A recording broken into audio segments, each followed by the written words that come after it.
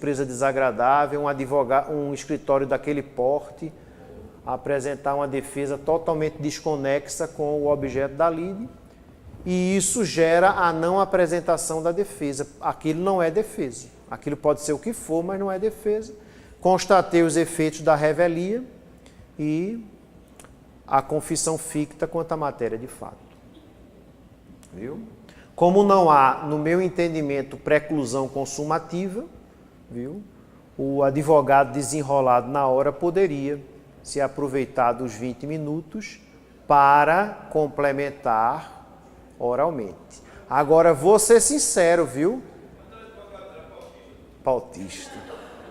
Agora, vou ser sincero, esse entendimento de inexistência de preclusão consumativa é meu, viu?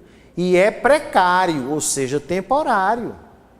Pode ser que eu venha a refletir, sábado eu já venha com outro entendimento, mas a priori eu assim enxergo, viu?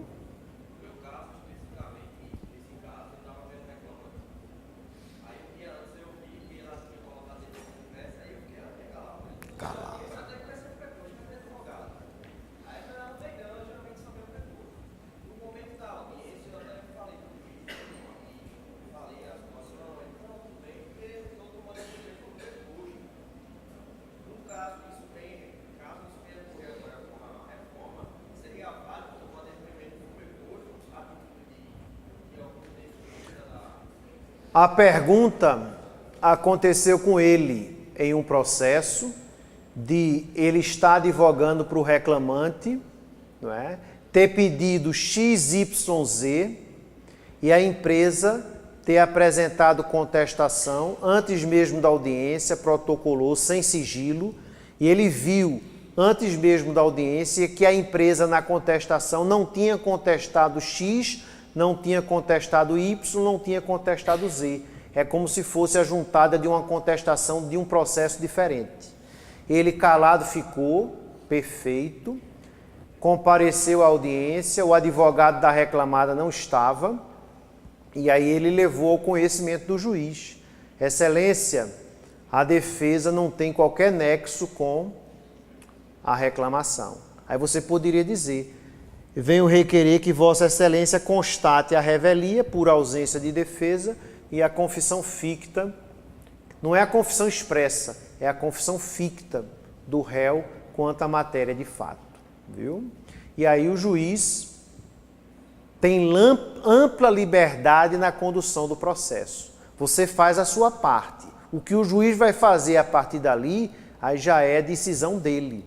Porque mesmo diante de revelia e confissão ficta, o juiz tem liberdade para acolher o depoimento do seu cliente, para acolher o depoimento do reclamado, inclusive para ouvir testemunhas, porque ele pode não se convencer, não é, daquilo que está ali narrado. Se tiver algum pedido envolvendo doença profissional, ele pode determinar a realização de perícia. Se tiver um pedido de adicional de insalubridade, ele pode determinar a realização de perícia e assim vai, viu? Mas que fique constando a revelia e a confissão ficta quanto à matéria de fato, que já é, não é, um 90% de chances aí de você ter vitória total naquela ação.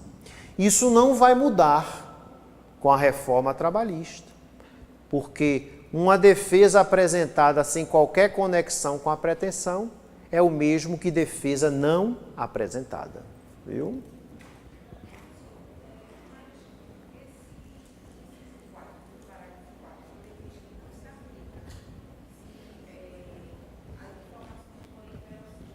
Isso.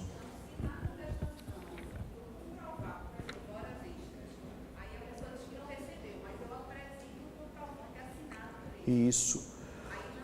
A revelia, que é a ausência de defesa, não é? E que gera a confissão presumida, ela não tolhe, em momento algum, o juiz de analisar os demais elementos que constam dos autos. Por isso que o artigo 844, ele vem com o 4º inciso, que diz que a revelia não produzirá os seus efeitos quando as alegações formuladas pelo reclamante forem inverossímeis. Aquilo que se afasta da verdade, aquilo que se afasta da probabilidade. Já aconteceu comigo. Depois do intervalo eu posso citar um caso muito interessante, que eu não me convenci, viu? E aí eu passei a colher o depoimento pessoal do reclamante. Ou estiver em contradição com prova constante dos autos. Na realidade, isso é uma cópia do CPC, viu? Que garante essa liberdade ao juiz. Porque eu costumo dizer que o juiz ele só encerra a instrução e só marca a sentença quando ele está convencido, quando ele está pronto para julgar. Uma revelia pode gerar esse convencimento, como pode não gerar. Mas aí já foge, viu, do âmbito de atuação do advogado. Claro que o advogado vai requerer que o juiz analise, claro que o advogado vai requerer a realização de diligências, mas aí vai depender do convencimento do juiz. Vamos tomar um lanche? Pronto. Continuando nesse restinho da manhã.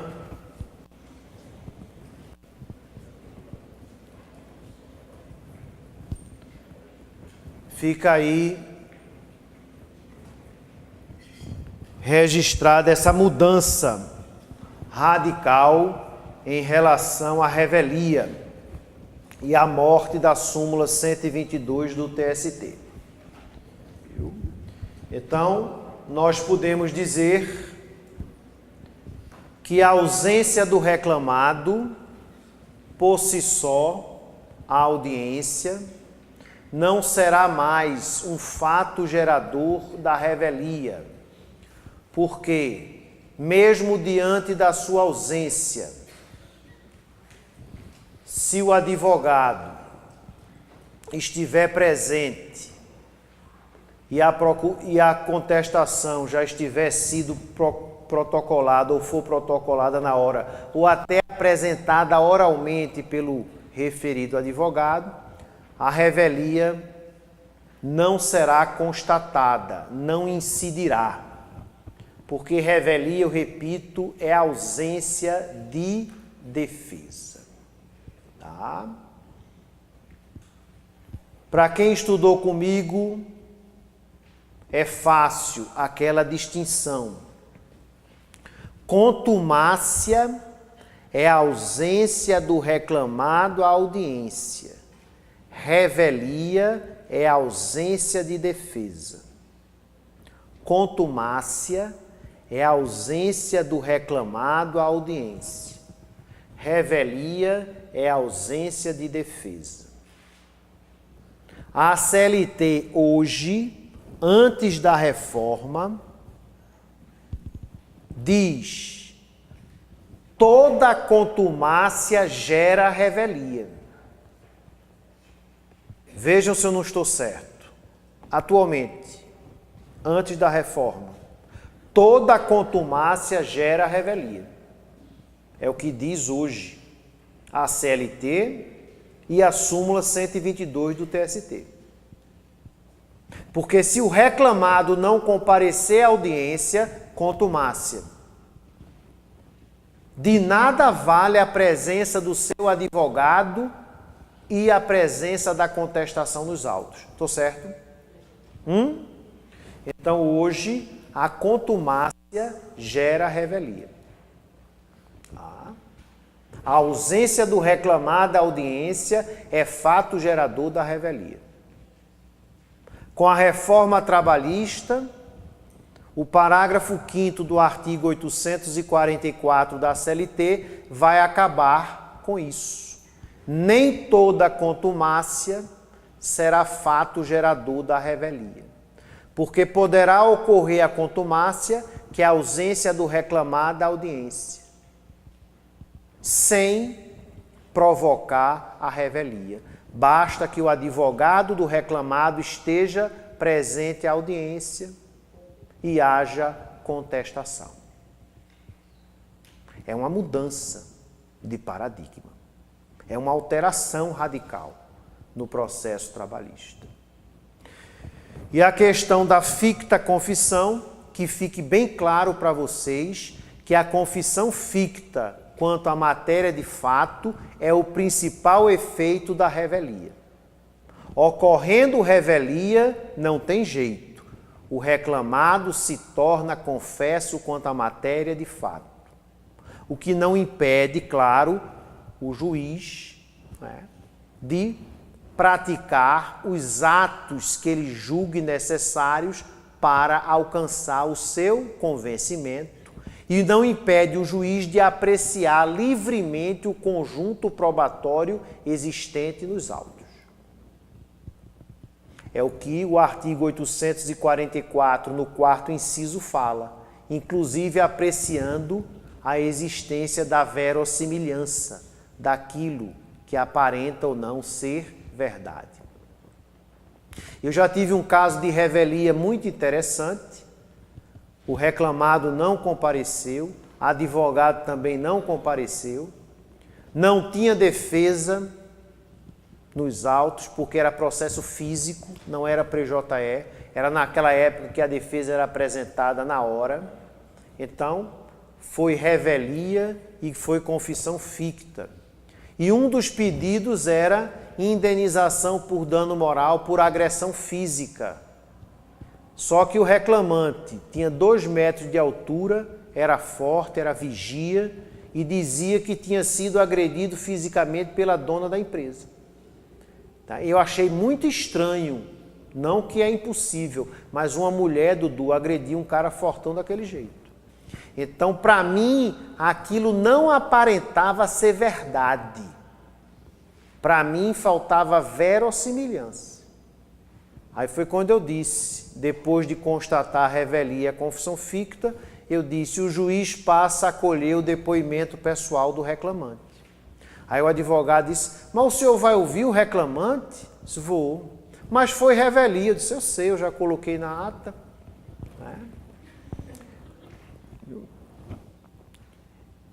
Eu não estou convencido, doutor, de alguns pontos. Eu gostaria do esclarecimento. Pois não.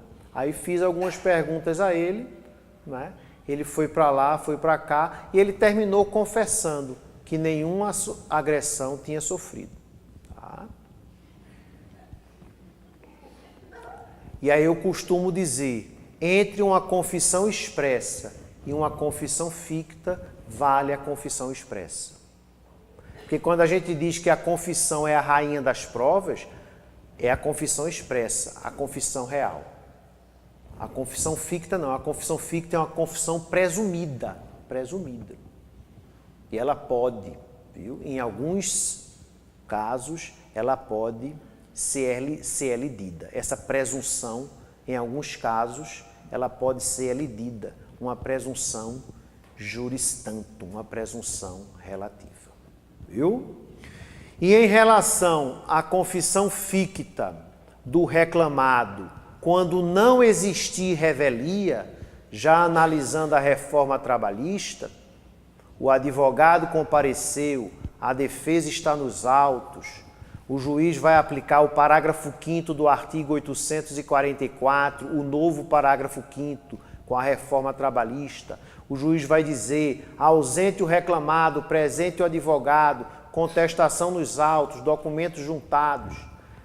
Aí o juiz só poderá aplicar a confissão ficta se o reclamado tiver sido intimado com essa advertência de que o não comparecimento gerará a ficta confissão quanto à matéria de fato. Então, cabe a cada um de vocês observar como a citação será feita a partir da reforma trabalhista.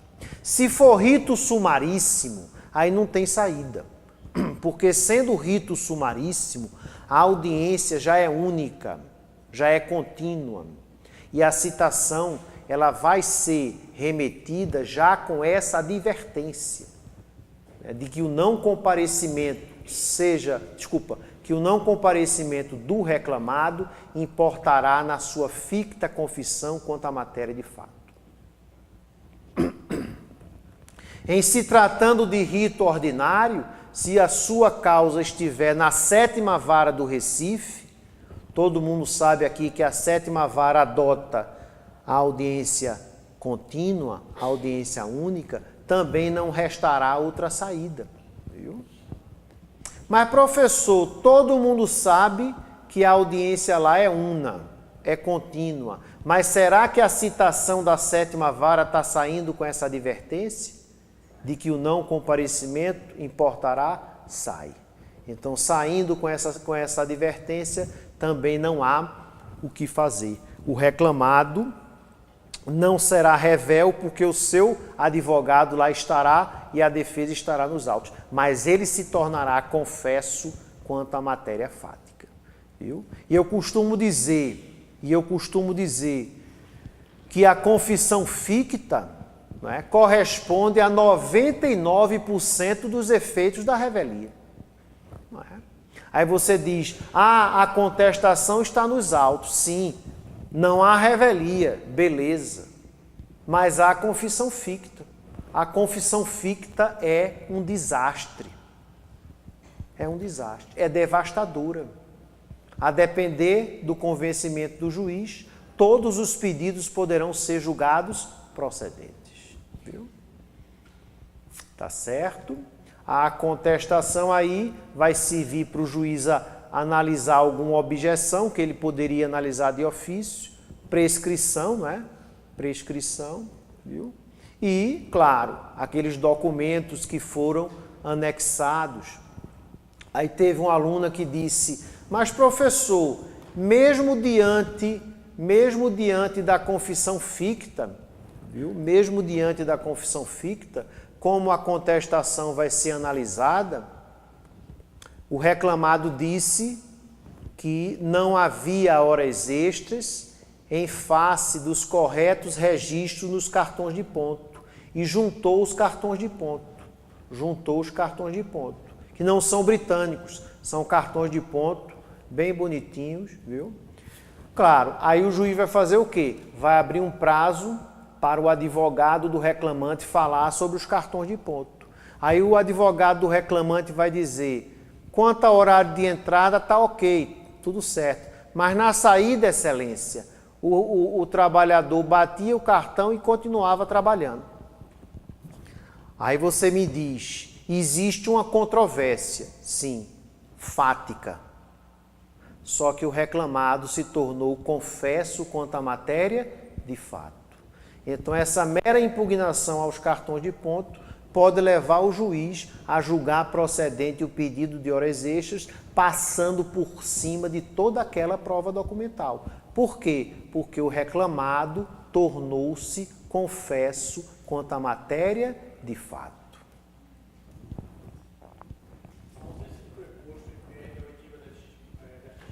Não.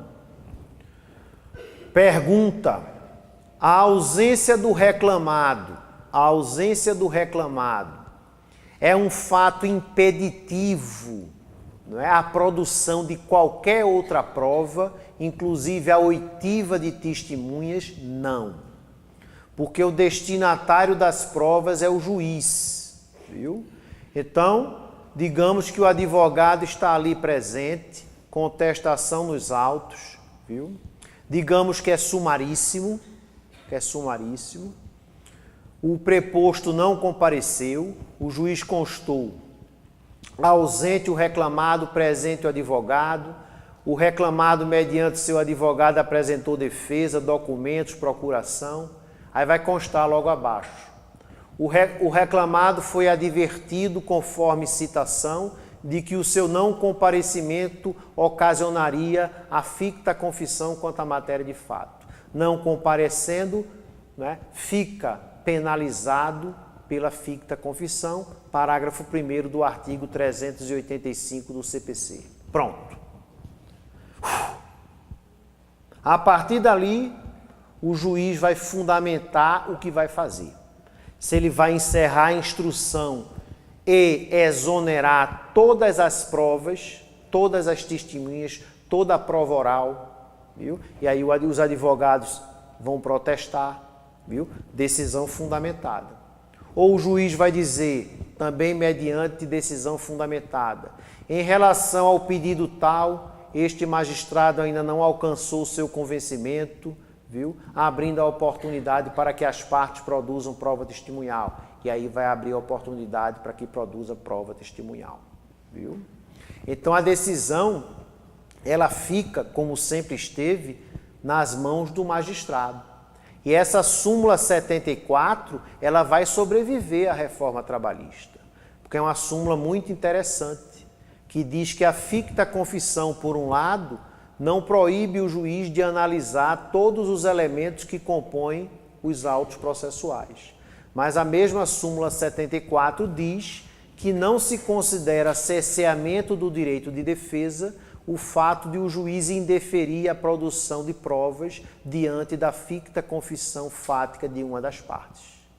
Claro, quando o TST diz não se considera cerceamento do direito de defesa, o TST está dizendo para impedir um futuro recurso de revista por violação ao artigo 5º da Constituição Federal, viu? Mas não significa que o advogado, naquele momento, não deva protestar. Deve protestar alegando cerceamento do direito de defesa para tentar reverter no TRT, mas sabendo que o recurso de revista quanto àquela matéria, viu, é natimorto.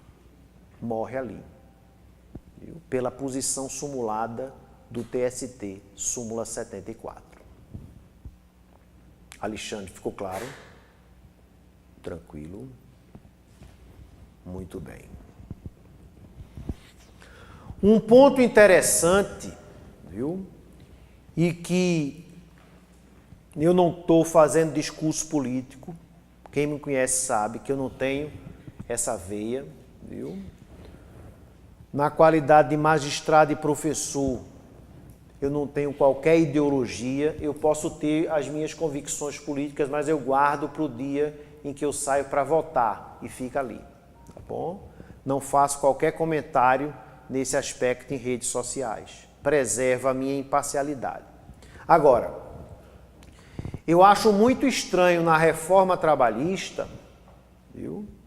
Esse ponto de o reclamante não ter comparecido à audiência, viu? Não ter comparecido à audiência, e a reclamação foi arquivada.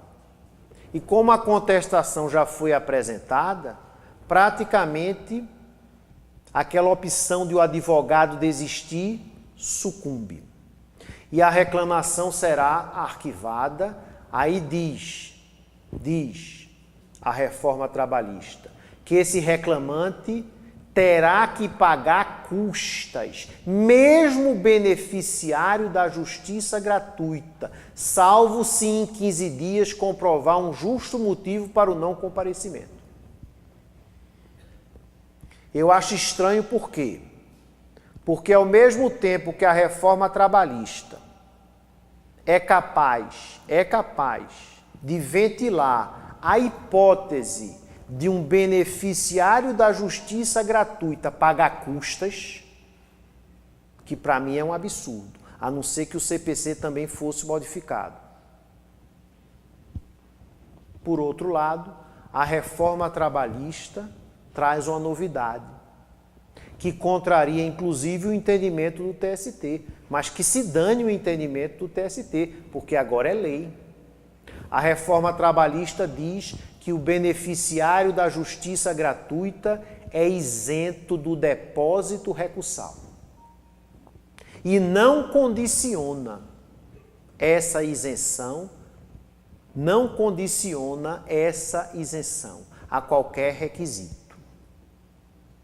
Então, eu pergunto, como é que uma legislação pode consagrar a dispensa de um depósito recursal, que o depósito recursal só é devido pelo empregador, pela empresa, jamais pelo trabalhador? Como é que uma reforma se propõe a isentar o empregador beneficiário da justiça gratuita de depósito recursal, sem qualquer condição, sem qualquer requisito, e, por outro lado,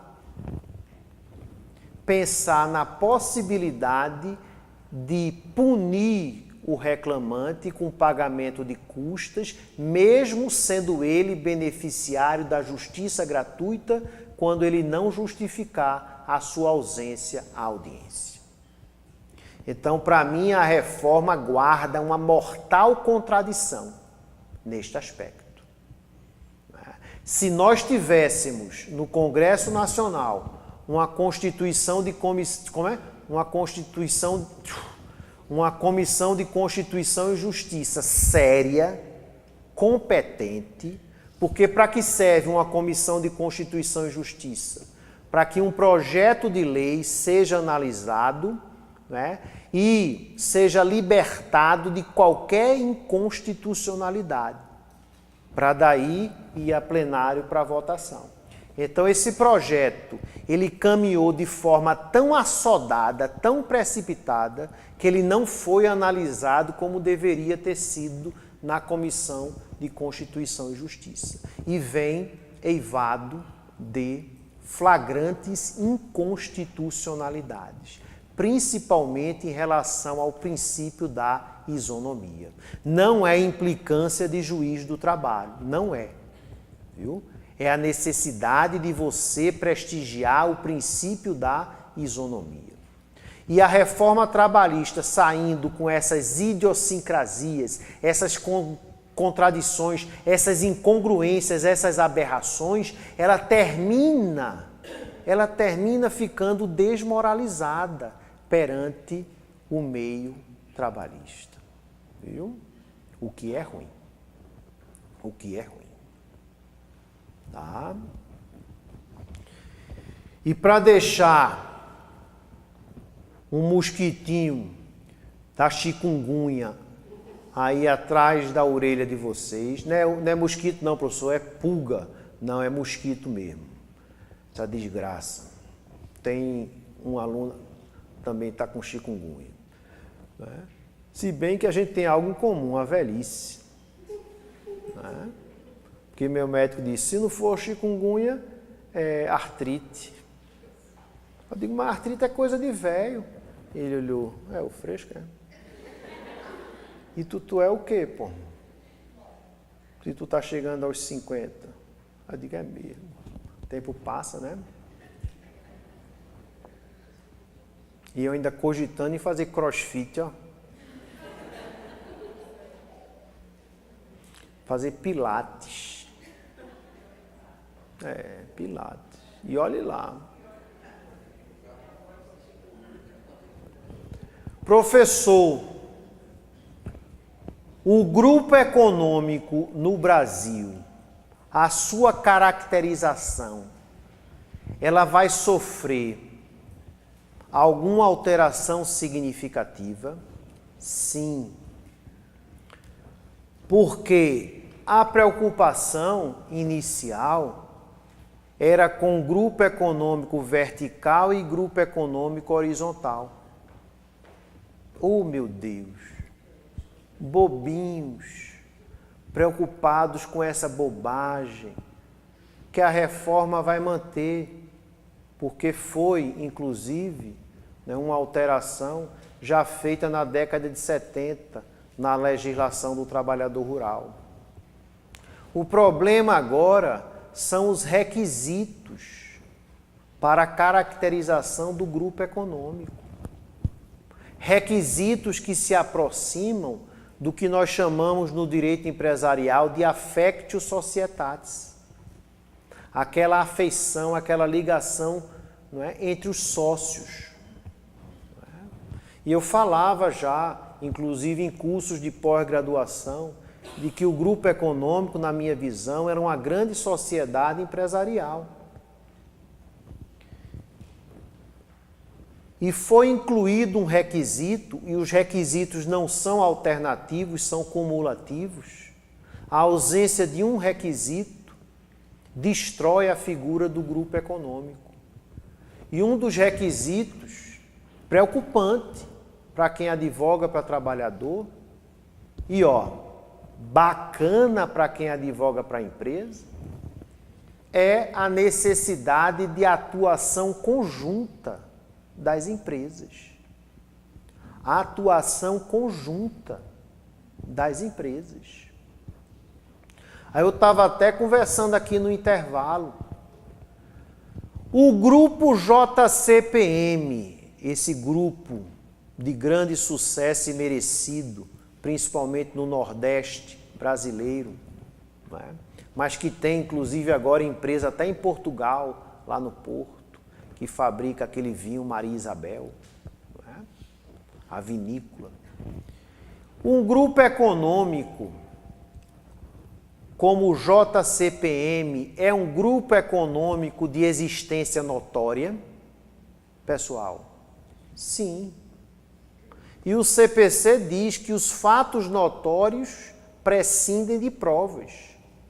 Então eu não preciso, hoje, eu não preciso comprovar que as empresas integrantes do grupo JCPM, elas integram o mesmo grupo econômico. E fica fácil eu hoje, né, eu condenar solidariamente a TV Jornal, o Shopping Rio Mar e a construtora JCPM. Porque elas integram o mesmo grupo econômico.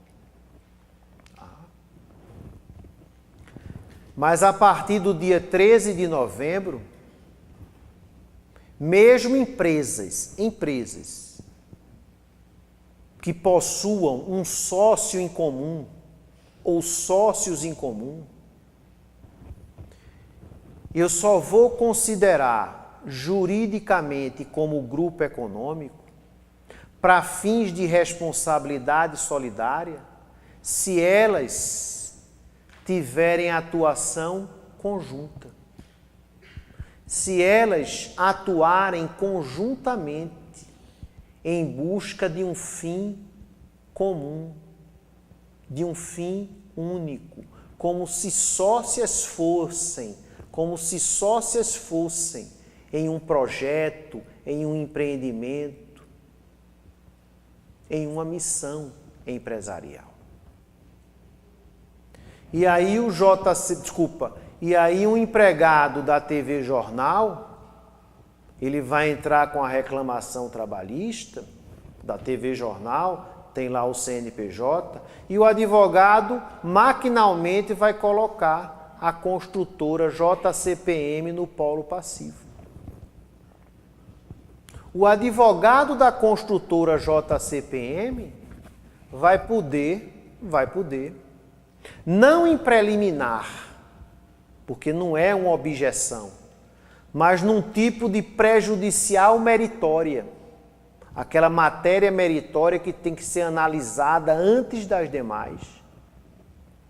Esse advogado vai poder, excelência, apesar de a TV Jornal e a construtora JCPM possuírem um sócio em comum, a mera identidade de sócios não caracteriza mais o grupo econômico.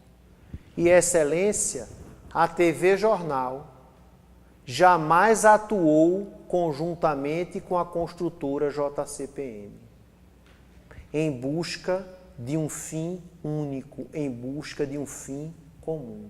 Logo, essas empresas não poderão responder solidariamente. Requer a exclusão da construtora do polo passivo. A quem pertencerá o ônus da prova?